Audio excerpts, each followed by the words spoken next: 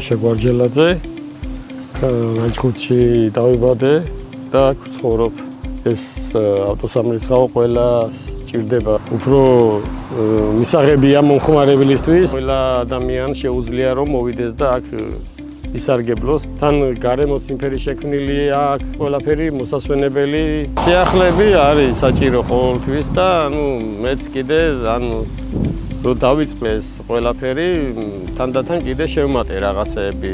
ევროკავშირის ხარდაჭერით დენის გამოცხადებულ პროგრამაში მივიღეთ მონაწილეობა მწვანე გურიას და შევძელით პროექტის განხორციელება.